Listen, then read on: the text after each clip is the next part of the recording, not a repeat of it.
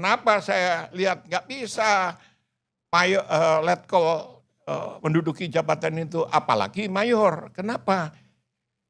Sifat pengambilan keputusan itu kerucut. Kalau kerucut makin tinggi, yang dipandang itu makin luas. Syarat wisdom itu makin tinggi. Seperti Pak TB Hasanuddin. Akang bintang 2. Ketika naik, yang dilihat itu lebih luas. Tapi pada saat jadi letkol, apalagi jadi mayor, itu masih di bawah. Nah, kalau mau memperluas wawasan itu, yang disyaratkan untuk jabatan-jabatan sipil, disuruh belajar. Jadi misalnya mau jadi kepala bulog, tadi Bang TB udah bilang, ya dia suruh belajar. Saya setuju Bang, disuruh belajar 20 tahun. Kenapa? Karena susah menguasai ilmu untuk bulog itu, ilmu ekonomi. 5 tahun dia, kemudian ilmu pertanian 5 tahun. Selesai 20 tahun baru boleh ke situ gitu loh. Nah, karena apa? Prinsip dari horizon wawasan itu makin tinggi itu supaya makin luas aspek yang dilihat gitu. Kalau enggak, ya enggak bisa. Bagaimana kita menteri-menteri dengan pangkat rendah, termasuk ini sipil loh ya, jabatan sipil. Menteri luar negeri, bagaimana orang nggak bisa bahasa Inggris gitu, kan diketawain kita. Komunikasi itu dalam bahasa Inggris. Dia tahu nggak bedanya demand dan demande bahasa Perancis? Demand dalam bahasa Perancis itu antara menuntut dan meminta. Itu bedanya jauh sekali gitu loh. Antara nginjek sama ngeles supaya dikasih duit kan tentara begitu. Bedanya itu harus hitam putih semua itu. Dan itu bisa dilakukan kalau instrumen-instrumen untuk pengaturan itu disiapkan. Nggak bisa kita, oh kami baik-baik saja kok. Nggak bisa. Contohnya narkoba. Narkoba itu kan masalah sipil. Bahkan terorisme itu ranah sipil yang extraordinary. Oleh karena itu, batas itu kemudian ditetapkan, diperluas, misalnya karena ini ranah sipil, tetapi extraordinary, dan karena teroris itu menggunakan senjata otomatis, lalu dibukalah. Kalau begitu, polisi yang tadinya dilarang menggunakan automatic weapon, small scale weapons itu mulai dibuka. Yang tadinya hanya revolver, yang dihadapi adalah orang-orang yang menggunakan senjata otomatis. Oleh karena itu dibuka. Dipakailah untuk pasukan-pasukan khusus seperti Densus itu mulai menggunakan senjata otomatis, dipakailah Glock, dipakailah HS, dipakailah Sig Sauer, terutama untuk di seluruh dunia ada penggunaan Sig Sauer. Nah, itu yang lama nggak ada, tapi jangan melampaui itu gitu. Wah, karena teroris bawa bom, maka mari kita tiru pasukan khusus untuk pengawal presiden, kepala negara di seluruh dunia itu menggunakan UZI. Kita pakailah UZI. Yang dihadapi itu sipil. Kalau sekelas UZI seperti di Jepang, automatic weapon, tapi dia tidak laras panjang. Nah, ada pergeseran batas itu. Kalau di Eropa, kita lihat yang sangat jelas dari aspek polisinya nih. Perluasan batas itu. Polisi di Inggris itu menjadi idola polisi sedunia, menjadi model, typical model ketika ada Bobbies. Bobbies itu adalah polisi yang senjatanya cuma sempritan sama pentungan, karena dengan sempritan dan pentungan itu law abiding citizens itu orang-orang warga negara itu sudah taat hukum, nurut dia. Sekarang nggak bisa, Kang. Kenapa? Yang dia lawan teroris-teroris, penjahat-penjahat dengan automatic weapons. Jadi polisi New Scotland Yard, bukan Scotland Yard yang lama, New Scotland Yard itu sekarang menggunakan G3. G3 itu standar NATO untuk laras panjang. Itu sudah lama dilakukan di Prancis. Di tempat-tempat pusat wisata, di Menara Eiffel itu, polisinya bawa G3. Yang di sini ditolak dulu, karena pertimbangan ekonomi dan politis, abang lebih tahu lah itu, Akang. Dan kita memilih M16, yang standarnya banyak tentara menyatakan standar G3 lebih tinggi gitu. Nah, sebaiknya yang dari sisi militernya juga begitu, harus dihitung sampai di mana batas resort to violence itu bisa dilakukan. Itu soal violence-nya, soal kewenangan gitu. Ya kemampuan, saya 1000% setuju Akang tadi bilang, disiapkan dulu, dites dulu.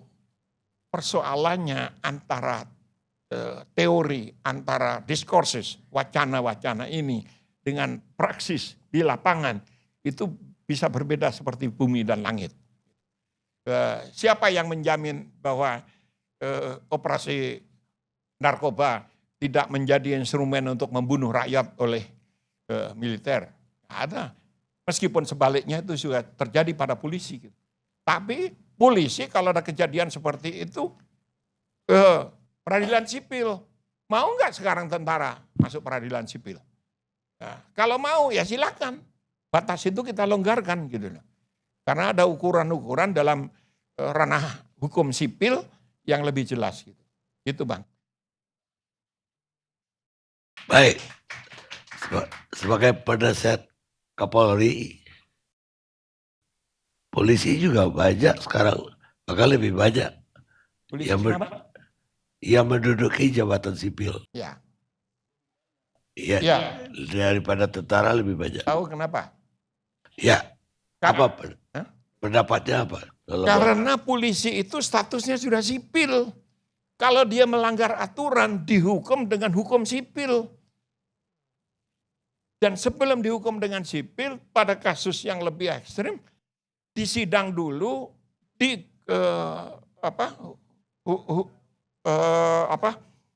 kode etik. Kalau dia sudah dinyatakan bersalah di peradilan umum, Sambo di peradilan umum, semua kasus itu di peradilan umum pakai KUHP. Kalau tentara kan enggak. Bagaimana melanggar lalu lintas tidak bisa ditangkap karena ankumnya itu bukan polisi, nggak bisa ditangkap. Oh kami tidak terkena hukum sipil, nggak masuk dalam ranah hukum, hanya bisa kemudian ditangkap, disidang kalau lewat peradilan militer. Instrumennya cukup, nggak ada. Kalau polisi itu boleh masuk di semua. Saya ingin mengingatkan bahwa polisi yang penegakan hukum di Satker Polisi yang paling tinggi adalah Kabareskrim. Saya ingin mengingatkan 2 kali Kabareskrim aktif, bintang 3 aktif, ditangkap, ditahan dan dihukum dengan peradilan sipil. Itu Pak Suyitno Landung dulu dan Susno Duaji. Kabareskrim dinas aktif lah itu. Kenapa bisa dilakukan, ditangkap oleh anak buahnya? Karena atasannya polisi adalah hukum, atasannya polisi itu bukan komandannya. Kalau jelas-jelas komandannya melanggar hukum, dia bisa menolak, tidak lakukan. Nah itu kesalahan pada Sambo. Karena apa? Itu anak buahnya sudah jelas-jelas tahu ini salah gitu. Dia melakukan karena apa? Dianggap masih prinsip komando gitu. Padahal tidak, atasannya itu hukum. Jadi hingga kalau kenapa polisi ada di mana-mana? Ya dia masuk kena aturan sipil, dia sudah sipil. Dan untuk persiapan kualitas pejabatnya. Bang Karni tahu nggak? Dokter di polisi itu sekarang sekitar 180. Pimpinan ya, dokter-dokter yang kombes ke atas ya gitu.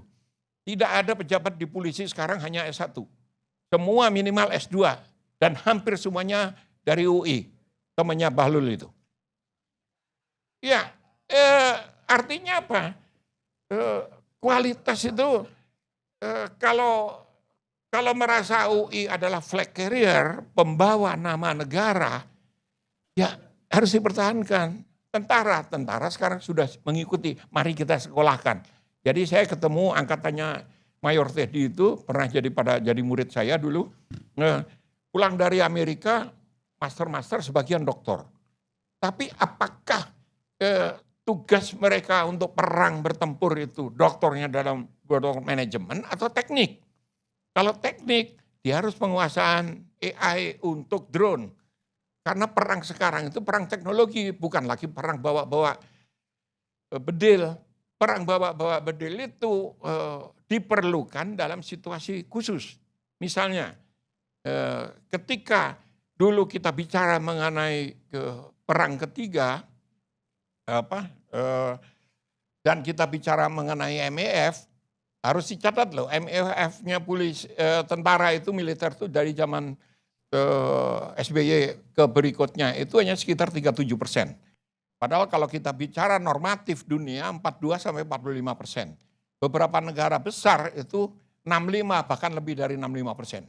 Nah, ini ditiru kemudian polisi harus mengadopsi ini sehingga minimum essential police force itu MPF itu mengikuti pola itu, tapi tidak ada indikator-indikator yang sudah baku. Kalau tentara kan sudah baku.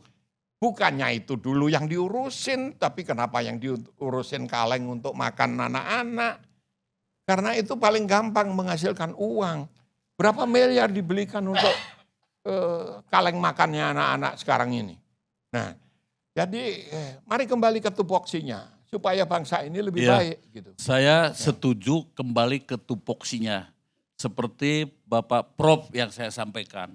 Kiki aja Bang. Ya, itu Pak Kiki. Ya, begini Bang Kardi, kita bisa debat panjang lebar kalau soal berbicara tupoksi. Tupoksi Polri itu adalah penegakan hukum.